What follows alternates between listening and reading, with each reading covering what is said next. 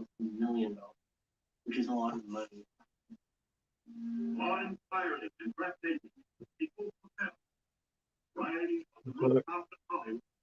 It is one of the most beautifully constructed hotels in all city. Jessica, she was done right. Warlock, the Cecil, is so big. It has 700 rooms. It's not a luxury hotel. Some people are willing to pay a little less for a little less comfort. It's in their craft. Down the block from the electric light rail station, 100,000 people a day come to that railway station, and the hotel people practically come. It's exactly what everyone wanted to see in the middle 19th one. And then over.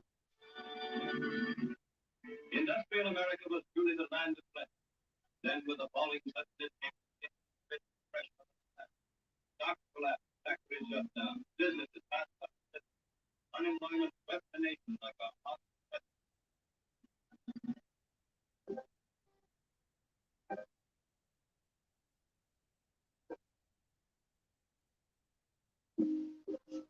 It was very hard on all of downtown. By early 1930s, the hotel people was very much down on its heels.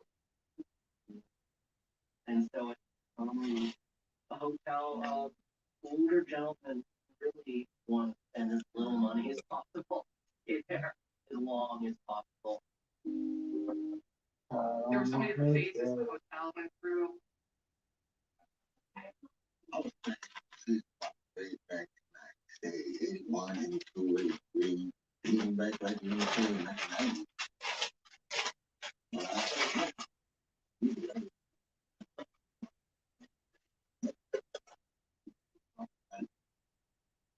You know, you had to come to even all that. You had to be the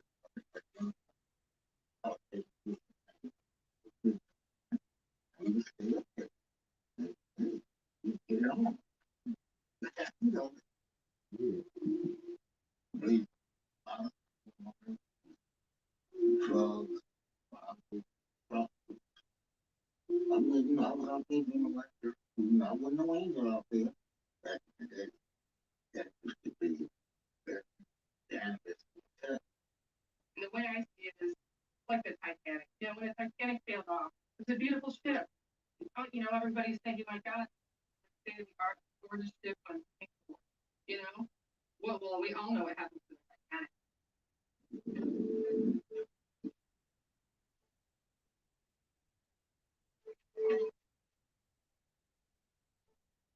Right now, we have a 21-year-old blonde somewhere in the city. We knew that she was in there. Me personally, as a parent, my daughter who was 19 at that time, I think, you have a flash that there's something next to your own family.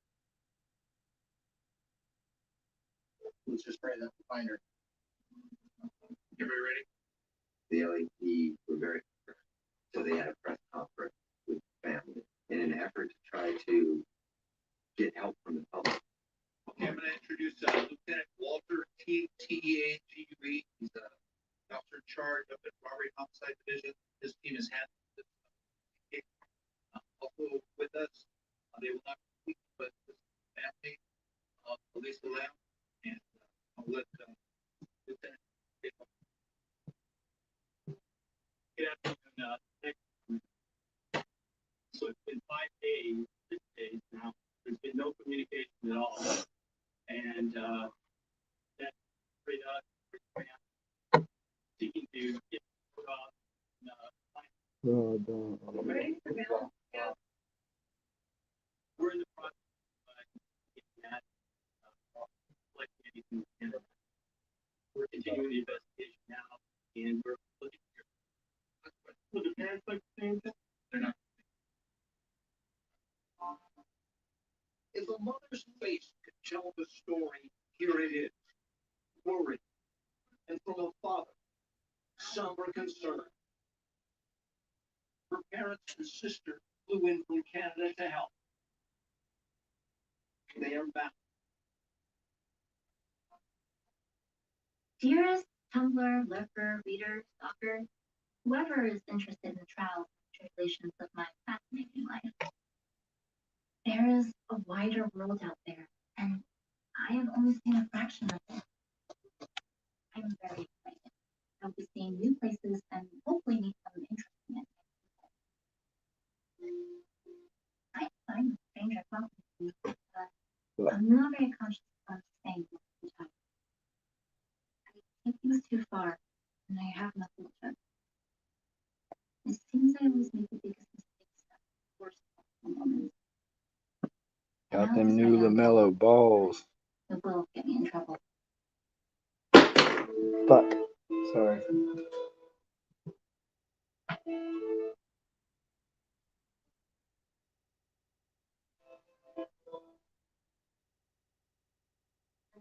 Study holiday in California. We just wanted to explore a little bit. This weather was warm and lovely. We love walking, and we just wanted to see as much as possible. So we left really early. Got out, spent the day out. We thought, ooh, downtown LA, right in the middle of it. Awesome. But when you look at the environment of downtown, it's the exact opposite of my expectation. We were walking and just a lot of the homeless people. Just rows and rows, and they were outside on the streets sleeping. And you can see they live outside. And then we found out this area around the hotel, Skid Row, Skid Row has the reputation to be up in the shop. Visitors came at the Cecil. Interesting. Ooh, I'm downtown. Let me take a walk and see what's here. And little do you know that there's thing that Ground Zero, one of the most dangerous and violent places in the United States of America.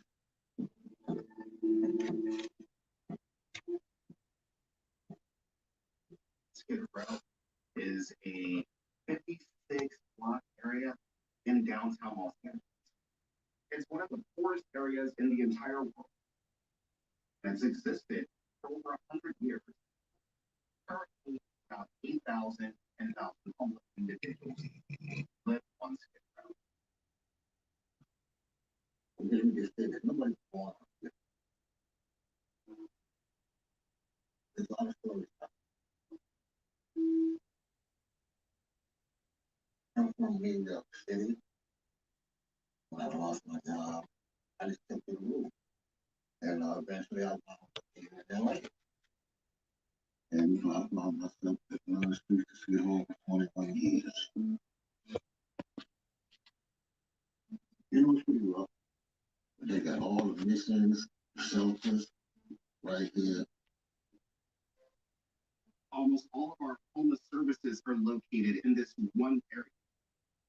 So the only place to really go if you're homeless and want assistance is Skid Row.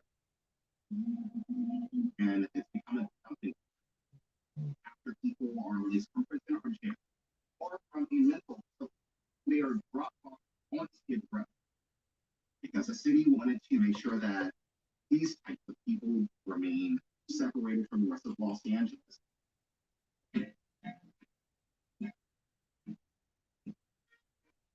In the early 1970s, the city came out with this plan, the policy of containment. Containment was almost like an experiment. Let's see if we can contain anything bad that's going on in the rest of the city. Then directed to Skid Row. It was like they just put an artificial moat around this place. And now the police are literally there with a barrier stopping the homeless population from being allowed to leave. But within this border of Skid Row, it's the Wild West. Within it, it was kind of like a prequel where people were allowed to sleep on the streets, buy drugs, so their bodies. You have a huge drug huge population of mental illness. This is a space where people are allowed to just suffer. And this manifests itself on the street as crime and violence. I'm a detective sergeant. They did a couple of different tours in Skid Row, addressing just street crime.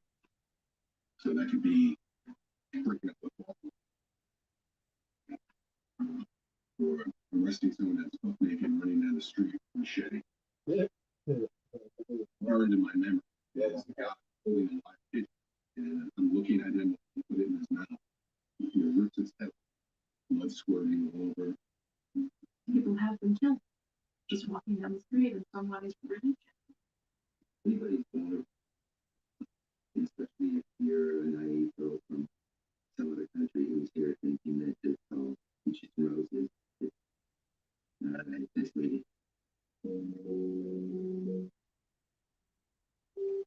If Lisa is out at night by herself, she could easily become a victim.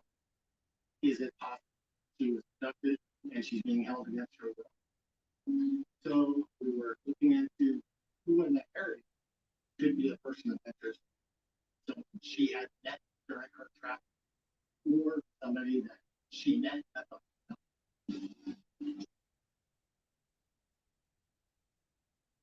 Over at the hotel, the investigators became aware that there was security footage. The hotel has cameras in the lobby and the elevators, the front of the hotel, you know, most of the common areas. when we started to look at their video systems, we find out that not all floors have video cameras, and that there isn't camera on Lisa's floor. And the positions of these cameras weren't always in the greatest position, or the quality of the video itself was not that great. So now it's kind of real taste that of how we can identify. There was a lot of video footage to review, days worth, hundreds of hours. We decided, okay, we have to watch this minute for minute. My partner and I were assigned that task. Management gave us a little office, and we sat there for 20 hours a day watching video. We focused on the night of Elisa's disappearance. The last thing we want to do is miss something. It was just a laborious task. Continually watching who's coming, who's going, where's Elisa. And all of a sudden, we see her on camera. And we both just jumped and both went to hit pause on the DVR. And he beat me to it because he's younger. It was a moment of excitement because it's something to work with. It's a piece. But I remember talking to my partner, I said, her behavior is unusual. So we sat there and we watched the video several times and then plotted out where she could have gone to try to figure out if she left, when she left, and if she left with somebody. In reviewing all the footage and watching the exiting and entrance, we never saw her leave. And we communicated that to our peers, that we felt that she's still here somewhere. She never left the hotel. She never left the hotel.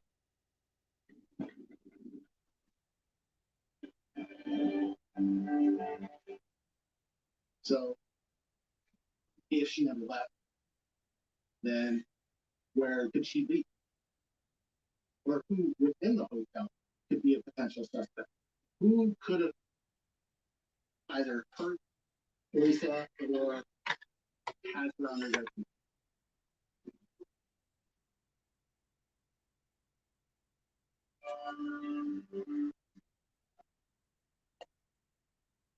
I think that Alyssa Lamb walked into a situation that I think is very different from what she expected.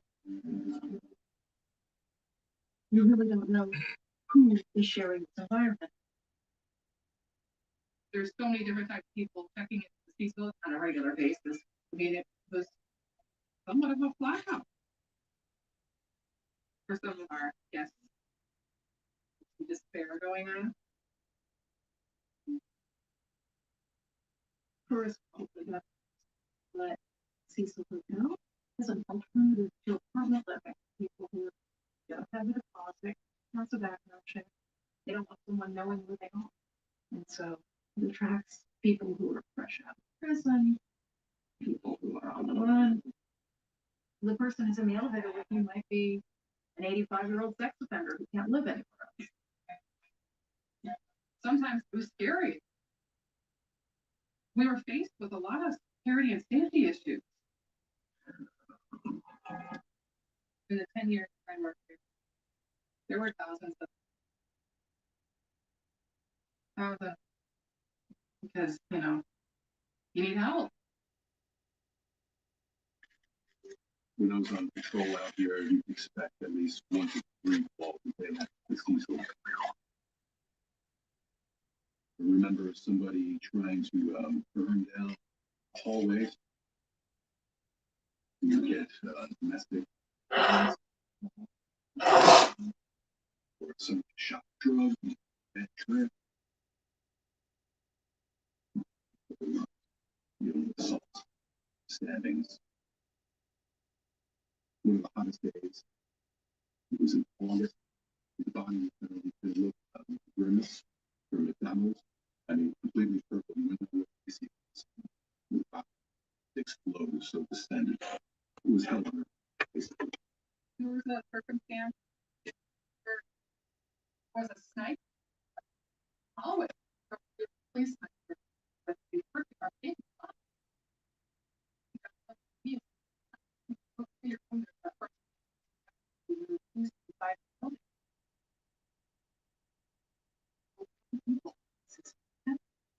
And we went staying.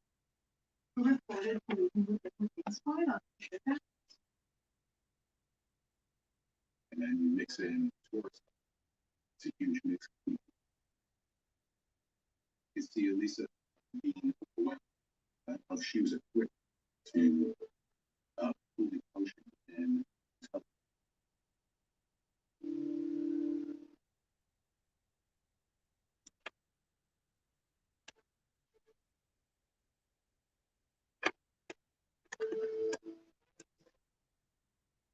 Since the detective knew that there was no video footage of Lisa leaving Cecil, investigators had to search throughout the entire. I think I'm up. I'm like too high. In order to protect her, should she get harm's way. We felt that she has to be in here somewhere. Approximately 14 of us were asked to do an intent. It's a very large hotel, and we were all anticipating very well. Why not? And everything in between that. Trying to be innovative in this Juggalo YouTube shit. Okay, well, let's look at them all.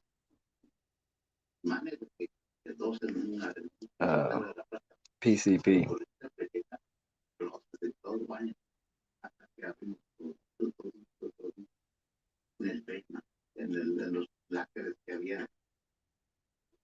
Looking, literally under. So. When does your garbage go by? Your employees, what time they start, what doors they come in and out of it? I'm sure they're thinking to myself, what? Oh my gosh, what do you think she left in the dump?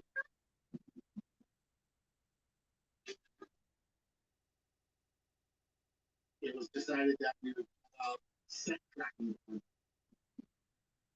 Piece of clothing, sock, that person sent.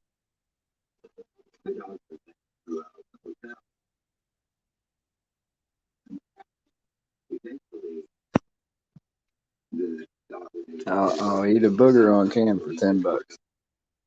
You get the little part, like, oh, we might be on something. On the fifth floor, the dog track in the left direction towards the window set from the hallway onto the street. And outside the window, there is a fire. However, there's a sentence lost. Was on overtime, probably in the 14 to 16-hour day. A team of detectives was assigned to search the roof. So they called in LAPD Air Support Division. And they had to illuminate the top of the hotel using their night sun. And they searched up there for Elisa and for evidence and didn't find This is the being unanswered question. Where is she? Tradition. I'm not at my house. I'm across the river in Huntington, West Virginia. Chances of finding subject really whittled down. it had gotten late. It was close to 10 p.m. at night, and it was decided to call it a day. We would regroup, but with a lot more the search. The LAPD went on tactical because the different investigation came into play. Tactical to spread across Southern California. Hey, you the dude that told me about that Memphis murder radio shit, like 66.6. Shit's actually pretty good. Christopher Garner was a former Los Angeles police officer. LAPD was under attack. So the next morning, it was decided that the two lead investigators, with myself and my partner, would stay on the Elisa Lam case, while everybody else, their primary responsibility was the Dorner investigation, which was a higher priority. So we went from about 18 detectives down to 4. And that changed the dynamic of our investigation. And since Yeah, I've been to Louisville. information that was out of canvas, now we're back to square one.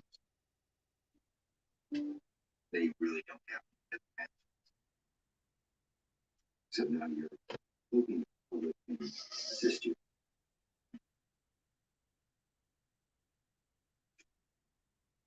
We need public help to put more eyes out on the street. The last footage that we had of Elisa before her disappearance was the footage we found. There's people sleeping here. That's why I gotta be kind of quiet. So it was decided that we would release the video.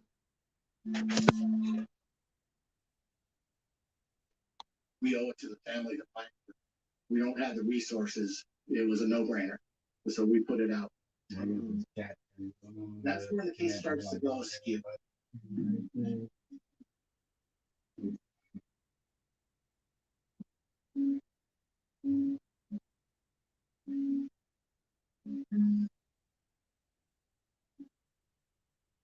The initial version of the video comes out on LAPD's website. As a YouTuber, I was looking into content and I saw a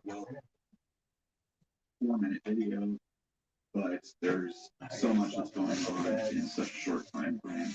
Everyone is just captured. The door's open and a woman walks in. She's swinging one arm up, bends over casually to look at the panel, and she's firing down the whole center row, and then moves to the corner of the elevator. She looks like she's relaxed. She pokes her head out and whips her head both ways. Then she's retreating back and is tucked away in the corner.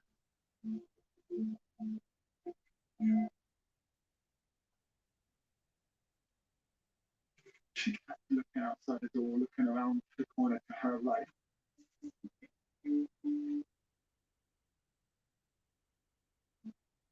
Then she would come out of the elevator elevator and she would pop up.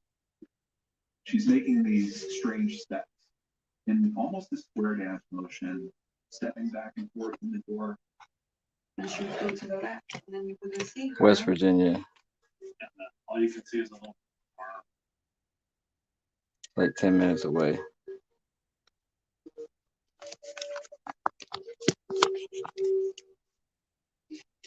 Why is the elevator not?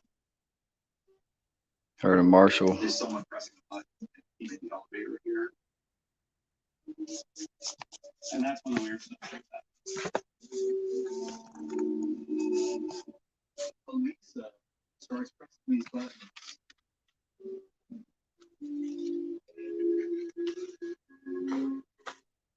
You have to wonder, why are you getting all these different doors like that? She was running her fingers through Her hand are very strange. I do have a whore of a sister in Virginia. She gives hand jobs for a living. Roanoke. She's conjuring spirit, like acting something else. You can see body movements, twisting and turning. And now she appears to be counting her fingers. It's just such bizarre behavior. She exits to the left of the elevator, and then all of a sudden she's gone. You think, okay, that's but just looking at an empty elevator, what the hell's going on? She's literally not in the video past about 2:30.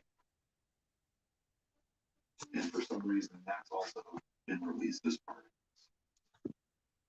Yeah, one strange thing is that the whole time Lisa's been there, the door never shuts. And now shuts very quickly. It's one of those things that really makes you kind of scratch. This is kind of weird. The door opens back up. Still nothing happens. It's like a mini ghost story built into 4 minutes. And the story is about a girl who gets into an elevator. The elevator isn't working properly. The girl starts having some type of stress and leaves, and then all of a sudden the elevator goes back to normal operation. Why? Like, is there a missing clue in here? Or is there something supernatural? It's hard for me to say there isn't something extremely dark and bizarre that's going on there. And that freezes I think most people that are seeing the video know what happened. They're looking at the last night footage of a woman who's disappeared. And with that context in mind, it's unwittingly turned it into a mystery. People were just dying to solve it. I don't think that the LAPD really recognized when they released that video that they were going to get returned. Now to a new development in the search for a woman missing in California. The LAPD has released bizarre surveillance footage of 21-year-old Elisa Lamb. I saw the elevator footage as soon as it was released on the news. There was every reason to be suspicious as to what happened. And I was running the story. The footage is from the security camera at the Cecil Hotel just before she went to Police are struggling to reach the gun. What happens to Elisa Lamb if any information comes forward? Now, the LAPD is asking for your help and fearing for the worst. We really had and no matter how deep it went, or how difficult it might be, we knew we had to find why. George Floyd, and she's never seen again.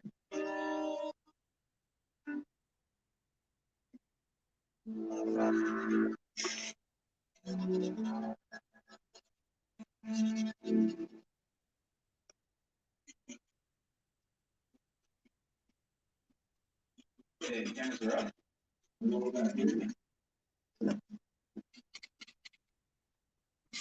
do you think people imagine when they picture the manager of the Cecil Hotel? Well, unfortunately, a lot of them were thinking that some crazy, creepy person behind the scenes that just doesn't care and is running this hotel where all these bad things happen, and it's not true. And that's one of the reasons why I wanted to do the interview, because I want the world to see that who was actually really running, really cared about the hotel and was running it properly, you know? I would say there are like unique challenges. A lot came with the place. ICP. It wasn't even first couple of Fuck off and die. the maintenance